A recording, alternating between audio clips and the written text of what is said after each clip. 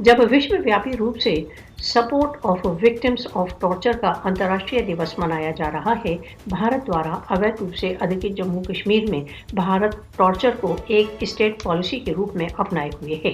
International day in support of victims of torture. Bharat torture को कश्मीरियों के विरुद्ध दमन के एक उपकरण के रूप में प्रयोग कर रहा है।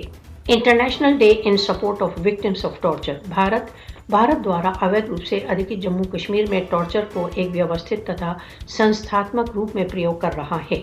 भारतीय सशस्त्र बल भारत द्वारा अवैध रूप से अधिकृत जम्मू कश्मीर में टॉर्चर को कश्मीरियों में भय उत्पन्न करने के लिए प्रयोग कर रहे हैं।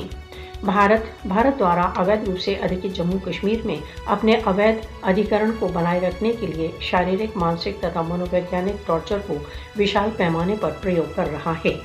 International day in support of victims of torture. Bharat द्वारा अवैध रूप से अधिकृत जम्मू कश्मीर में भारत द्वारा टॉर्चर का प्रयोग निरंतर चालू।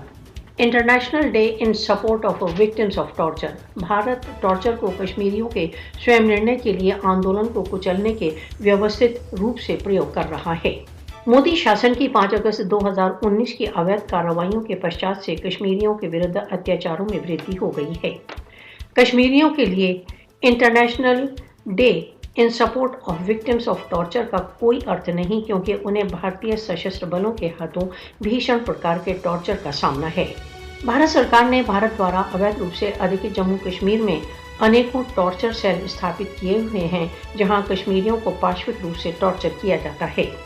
भारत द्वारा अवैध रूप से अधिकृत जम्मू कश्मीर में भारत के कुख्यात टॉर्चर सेलों में अनेकों कश्मीरी अपने प्राण खो चुके हैं। भारत इलेक्ट्रोक्यूशन, मारपीट, यौन हिंसा सहित टॉर्चर की विभिन्न टेक्निक अपनाए हुए है। भारत द्वारा अवैध रूप से अधिकृत जम्मू कश्मीर में भारतीय सशस्त्र बलों द्वारा टॉर्चर मानव अधिकार उल्लंघनों का एक भीषण रूप है।